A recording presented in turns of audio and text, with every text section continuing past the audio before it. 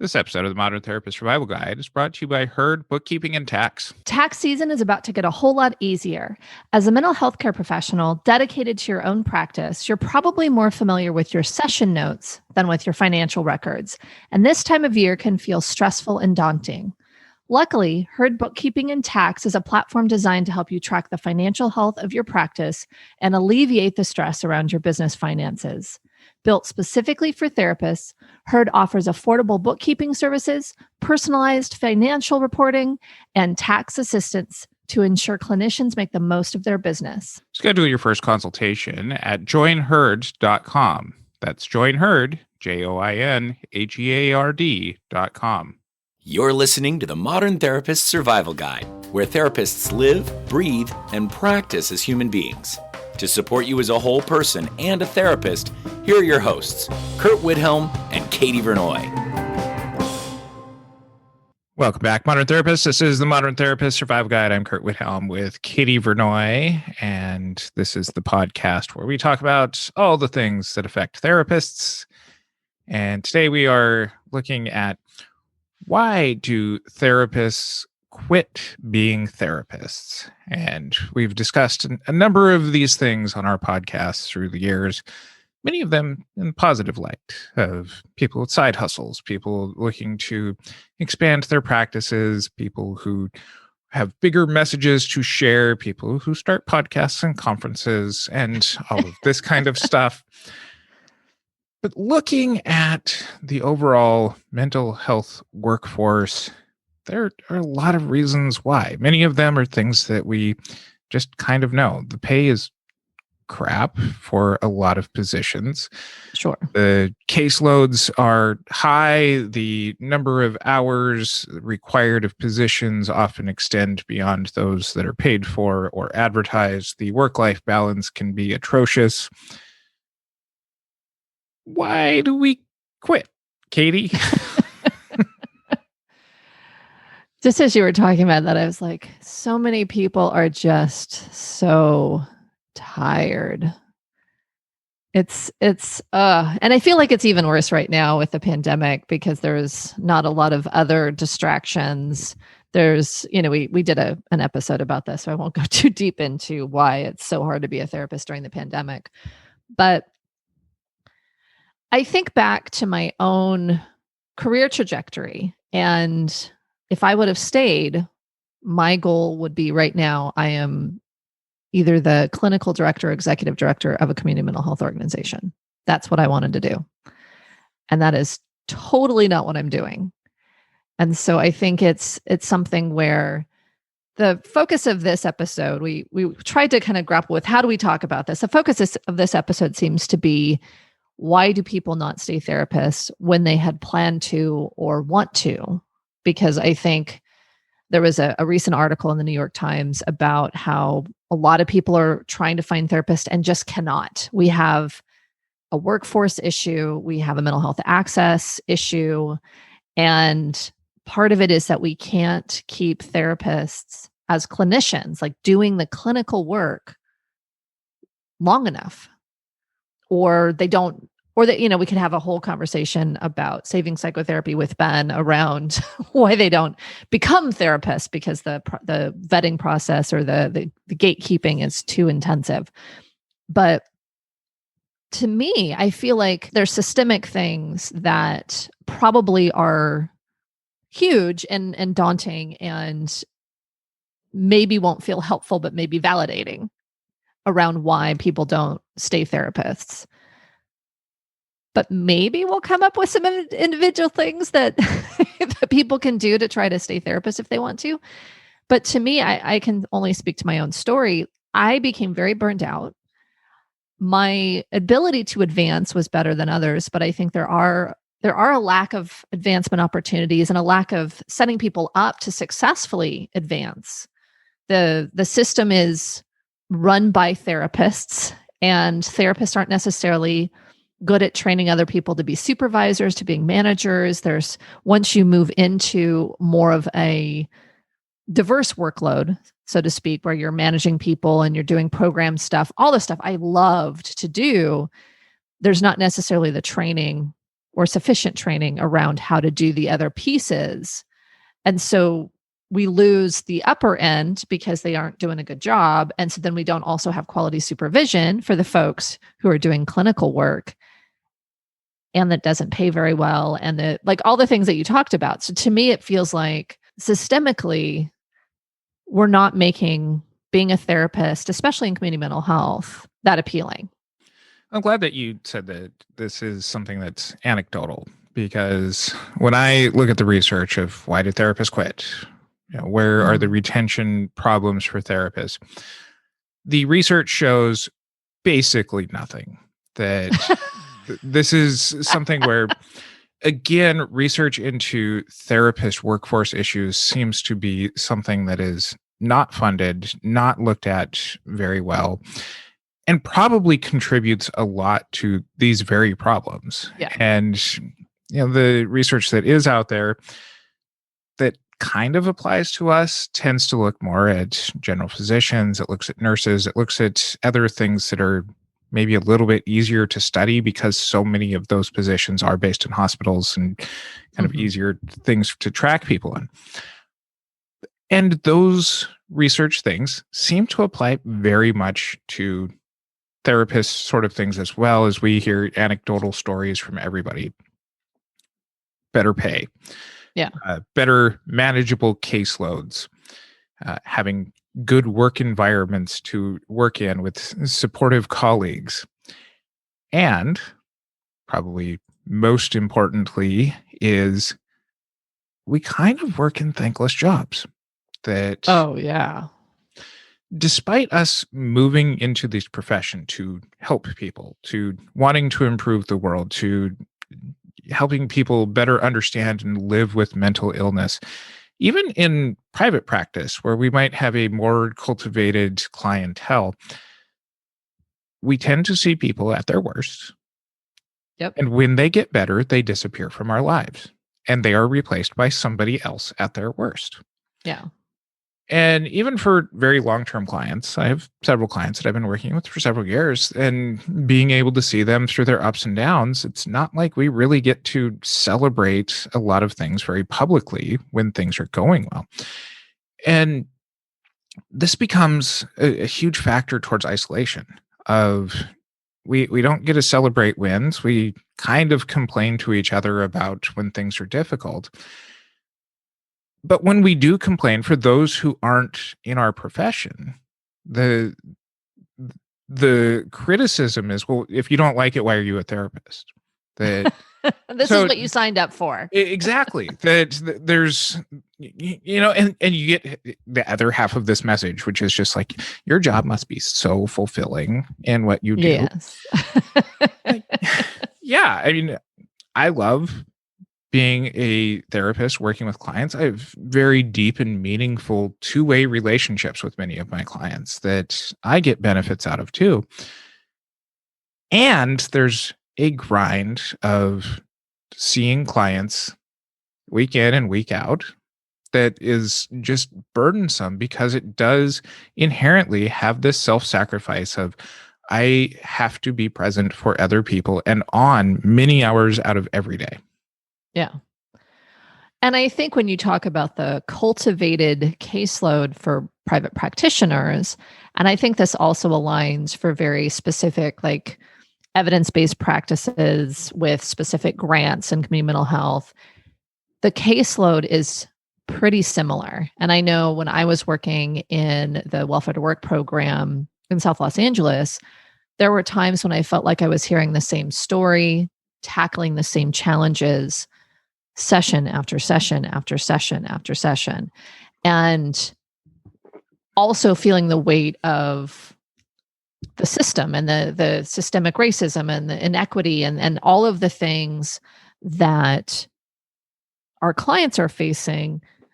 But again, behind this divide where I can publicly advocate, but I can't necessarily celebrate the win or shout from the mountaintops the specific challenge of my client. I mean, obviously there's variations around advocacy and that kind of stuff, even within the clinical work, but it feels very much. And I remember one of my supervisees long ago saying, I can't hold the hope for this client or this whole community all the time. Mm-hmm. It's exhausting. And with these curated caseloads or these very specific programs, it feels like the whole world is experiencing this same type of trauma or this same kind of challenge, and it becomes very heavy.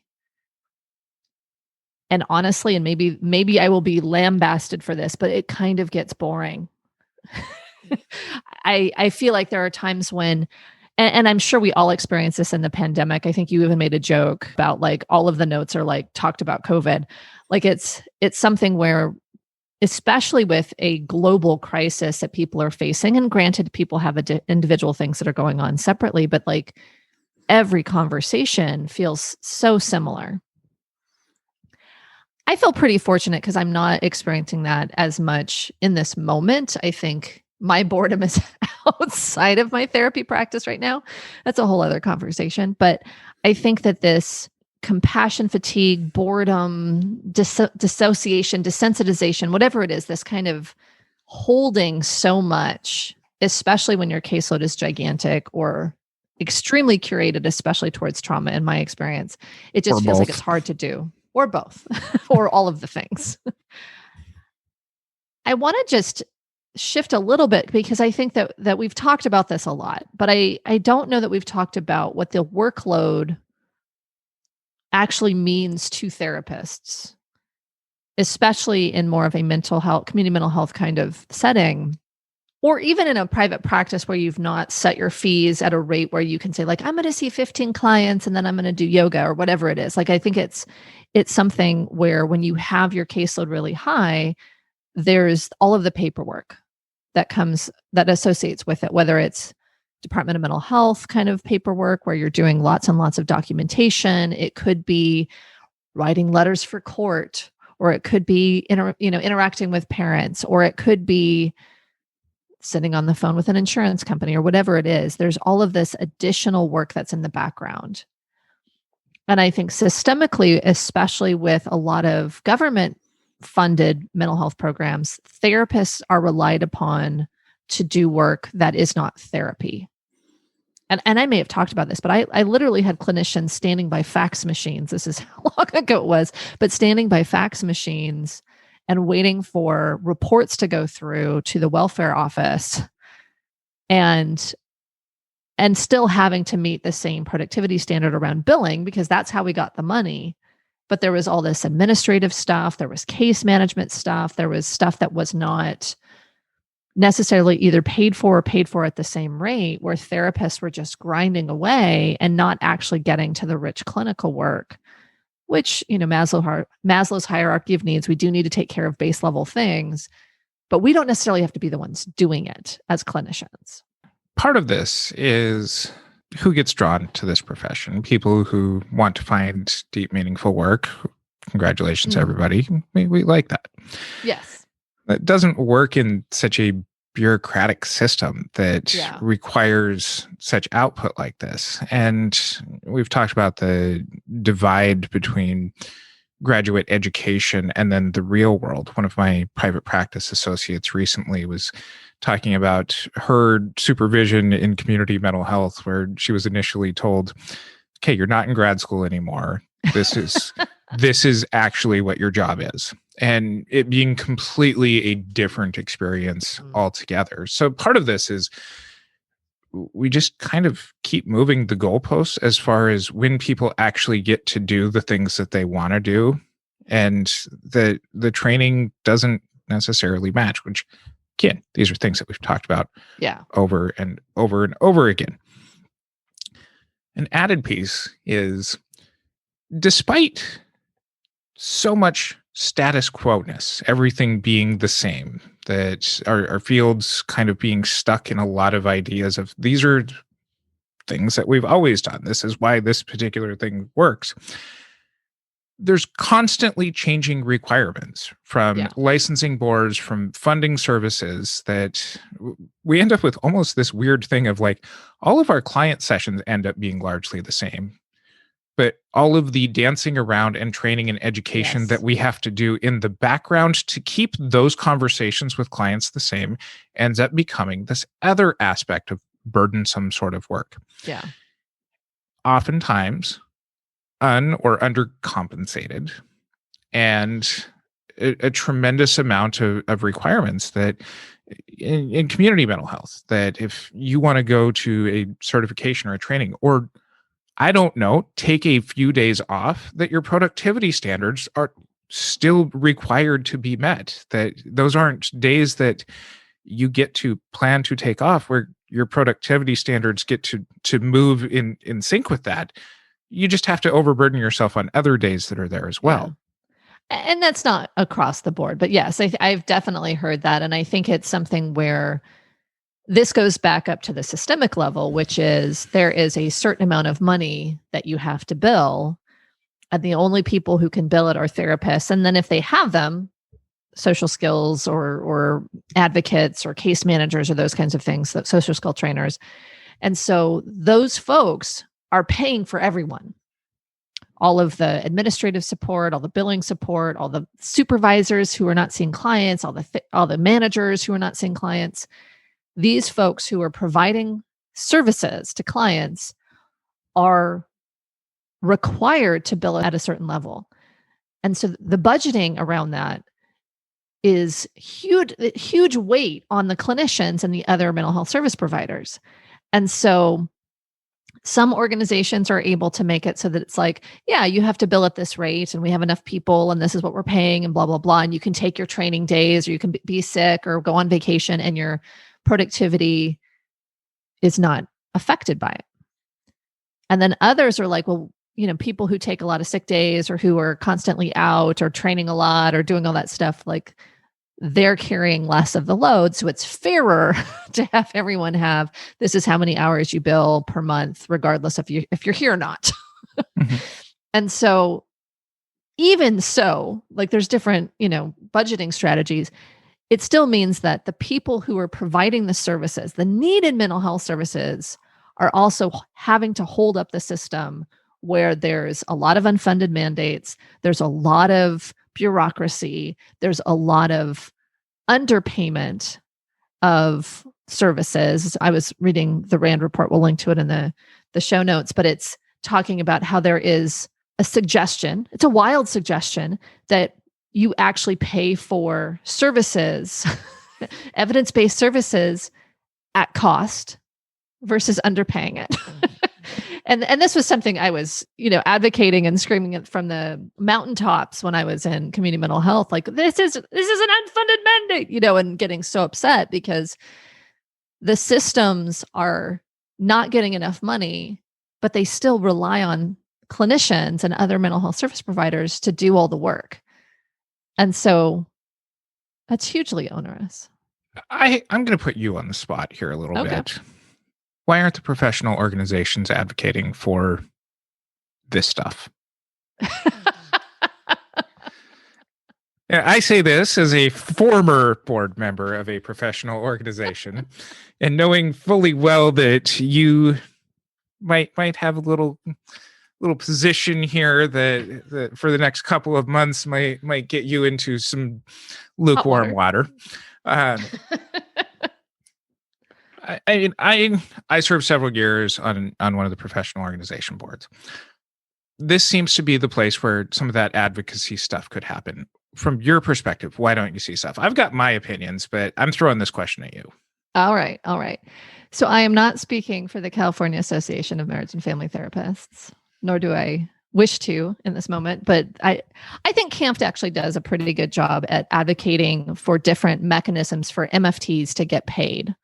And so that's an element of that. As far as generally professional associations not advocating for this stuff, I think there's a lot of different reasons given. I think that the focus or the charge that professional associations are given can sometimes be focused on very specific goals that may or may not support this type of stuff, like workplace stuff or identifying ways to make sure that things are fully funded versus underfunded. or workplace settings or those kinds of things. I think when professional associations take on their charge to try to make the profession, to advocate for the professionals under their care, they have to make decisions. And I think the low-hanging fruit within our society oftentimes are either parity for different types of clinicians, which does kind of trickle down to more pay. It can also be overarching mental health access or decreasing mental health stigma or making sure mental health services generally are funded. Or it can be little nuancy little things where it's making sure that there's this further in the future goal that can be reached, but this little step needs to happen and it's going to take a big lift. All of that to say, these are gigantic, oftentimes, organizations where they are gigantic ships rather than little sailboats, right? Like they can't move quickly oftentimes to address little things. And if they're going in a single direction, it's very hard to shift course and identify this thing would make a big difference. This thing would make a big difference, and like actually shoot out and take care of those things. It's like, here is something that looks like it'll make a difference. Let's sail forward in that direction. So obviously I'm being very vague for a lot of good reasons, but what are your ideas? Because I feel like I've got kind of my top three, and congratulations on your corporate board sort of speech there. Yes. The number one job of most professional organizations is to run the professional organization itself in order to stay solvent and stay as a business. Number two is to address many of these systemic issues around mental health, is that the advocacy efforts do not get heard by politicians unless it deals with patient care, and clinicians are kind of largely thrown out as being any sort of factor in it. Yes. Your job as a clinician in a community mental health position means pretty little to a person making a decision on a legislative floor. That, I've never met a politician or a staffer who doesn't, like, as a person, care. But as far as a bill goes, being like, hey, we need to treat clinicians better and like bump up their pay a little bit means nothing to any sort of advancement of any sort of legislative bill. And number three is the implementation of these things. Professional organizations largely have to stay hands off as far as how it goes, as far as running an agency or running a community mental health department, due to antitrust sort of things, due to just kind of not being the ones who run those businesses, because they don't represent the businesses or the agencies. They represent the people who come and pay their dues to the organization. And so what ends up happening around this communication from these organizations that offer lots of good individual benefits is they speak to, here's things that you as the individual can do, but they don't speak to, here's how to run your business better in order to take care of your employees very often. And so this leads to a lot of the individual responsibility that is so inherent in our profession that leads to a lot of this burnout. That we have this, overarching, like, well, you're working with one person, so talk about how that one person can change things, that puts a lot of this systemic burnout that you're talking about onto individual responsibility factors, despite these organizations being collective representations of all of us speaking to these very systemic problems. You said that way better than I was saying it. Well, I had time to prepare and think about this during the first part of the episode rather than just having it thrown on me. You like putting me on the spot. I think even in how, like, we've talked about continuing education, no matter where we land, it always feels like people are more concerned about, and I'll use the word patient because it makes it clear. People are more concerned about our patients than they are about us. Mm-hmm. And so everything has to be framed around how this impacts mental health care, the mental health of our society, individual patients. and even looking at how does this improve the homelessness problem in my community? How does this, it becomes about how does this help me as an individual, whether I'm a legislator or a community advocate or whatever, versus how do I help the people that are going to solve this problem for our society? And so those who have gone through community mental health, who see, the greener pastures of private practice or, untethered work when it comes to government contracts or this kind of stuff, even if it's shifting over into taking insurance contracts. Why are those people quitting? Why are people who, feel chewed up by the community mental health system, the agency system, the rehab, drugs abuse center sort of, the people who are taking that leap, why do we see those people quitting? Ironically, for the same reasons. I mean, I look at my practice. I look at the practice of folks who are either my consulting clients or colleagues or any of that stuff. And you've niched down, you're having the same conversation, you're holding space for a lot of folks that need a lot of emotional care, whether it's from themselves or society, whatever. It becomes heavy.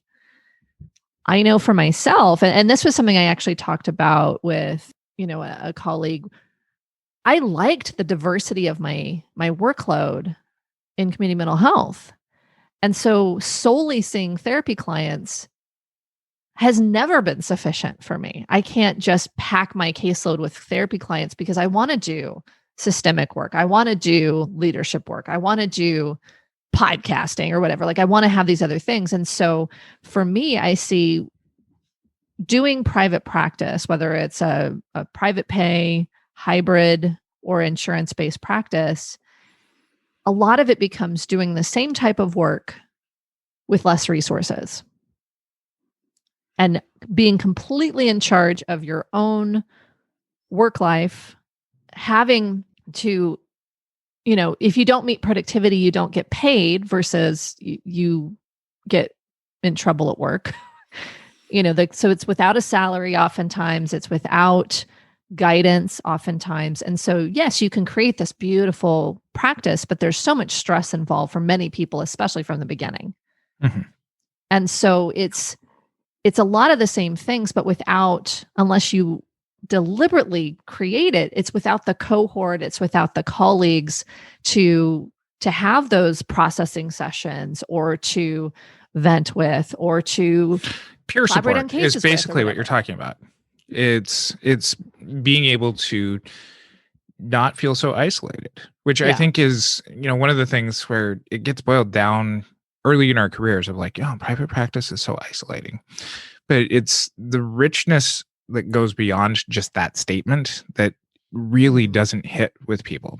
And so what ends up happening is this work-life balance blends so much. And especially what a lot of clinicians are facing here during the pandemic, working from home or living at work now is kind of where a lot of us are, that the work-life balance aspect of it is we have an increased demand for our services. Many of us are, facing very full practices.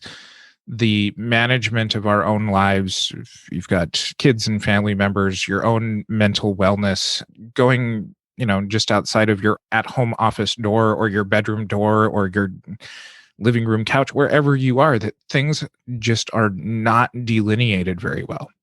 Mm-hmm. And I've felt this way. I've heard this from other clinicians kind of throughout my career. There are times where I just want to have a job where all I have to do is show up and to be able to save my care for after work activities that comes from this place of not being able to, not wanting to continue to fix the world and knowing that there's so much more that can be done. Yeah. Have I told you about my experience of doing some supervision after I'd been in private practice for a while, doing it for community mental health? Did I tell you about this at all? No. So one of my mentors talked to me and was like, "Hey, we have someone out on a leave and we need somebody to come in and do supervision for like 10, 15 hours a week." And so we set an hourly rate and whatever. And I was in this weirdly lit office. And I'm always very sensitive to that. Like I was in this horrible little office reviewing charts, doing group supervision, doing individual supervision. And, everything, like the office was kind of awful. The commute was awful. The people were great though. So I want to be very clear on that. I felt my shoulders drop. I just was like, oh my gosh, I'm going to sit here for 10 hours, 15 hours a week. And I wasn't getting paid even my hourly rate. It was a little bit lower, but I'm like 10 or 15 hours a week. I just get to work. Mm-hmm. I don't have to worry about marketing and getting clients. I don't have to worry about anything. I can just do the work. And it was like this dream vacation. And it wasn't like it was a great office. Like I had an awesome office when I was in community mental health. Like 2 of the walls were windows. I had a beautiful view. Like it was amazing. I had this horrible little like interior office. I had a horrible commute. I had all of these things. And I felt such relief because I was just getting paid to do the work. And granted, I was doing supervision, so I didn't have to worry about productivity. So it was a good combination there. But to me, I think I didn't realize what I was carrying until I sat down into that little role for a few hours a week and realized the weight we carry as business owners is that we are constantly having to scavenge for work. Mm-hmm. And maybe not as you go forward, but then it becomes like, do I take more cases? Is the money appealing? Do I have the space? Like it becomes so much responsibility to make all of those decisions and be solely responsible for your own income. It's freeing, but it's also a weight that I think it's very exhausting for folks, especially if they've not set their fee properly. We've had a couple episodes recently on that, or if they don't set parameters around how much they work and that kind of stuff, because it becomes this constant decision-making and responsibility. So some calls to action here. Number one, if you are working in agency, community mental health, that kind of stuff, especially if you have an opportunity to join a union that's already there, make sure that part of the union advocacy is towards workplace environment issues. Mm-hmm. If union's not available for you, advocate for that anyway. Quality of the environment around you is something that directly affects the way that we end up approaching our jobs and therefore client outcomes.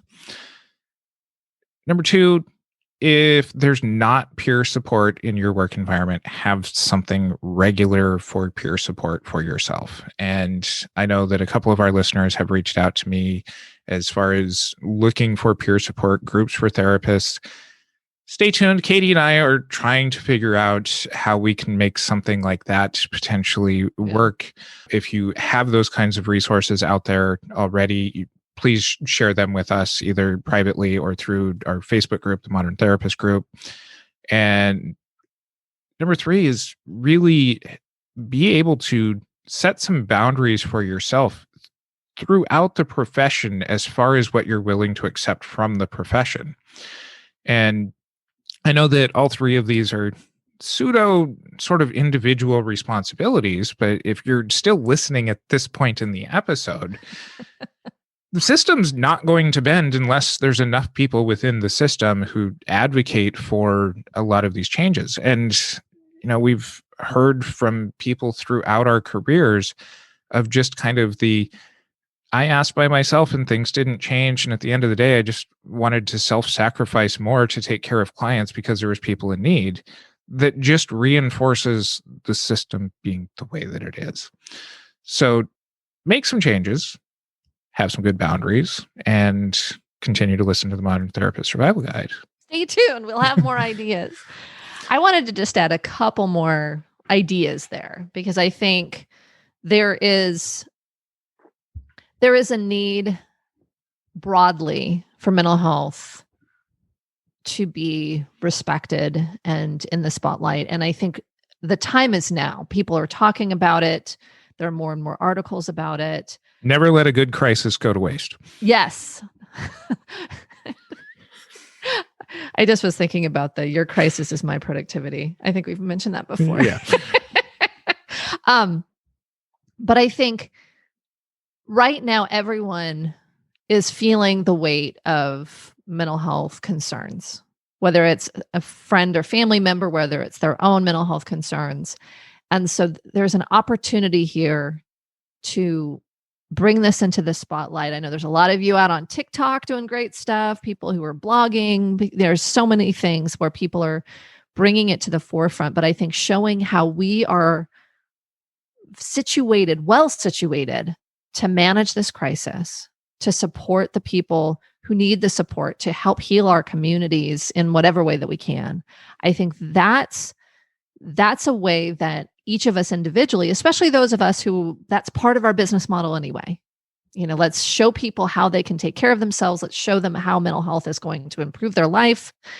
And I think that decreasing stigma is part of it. I think helping to make sure that money is being paid for mental health services, whether it's through advocacy, through the way you charge your own fees, whether it's advocating for yourself with insurance companies to get raises, I think that becomes part of the solution too. And then for other folks like me, diversify your workload. If you don't feel like you can see another client, don't. Decrease your caseload a little bit and see what other opportunities that you can use to share your knowledge. But don't stop being a therapist if that's what you want to be. Just diversify your caseload or your workload. You can find our show notes at mtsgpodcast.com. Follow us on our social media. And until next time, I'm Curt Widhalm, Katie Vernoy. Thanks again to our sponsor, Herd Bookkeeping and Tax. As a therapist, you're probably too preoccupied with your caseload to want to think about bookkeeping or tax filing. Herd Bookkeeping and Tax is a platform built specifically for therapists that helps you track and improve your practice's financial health.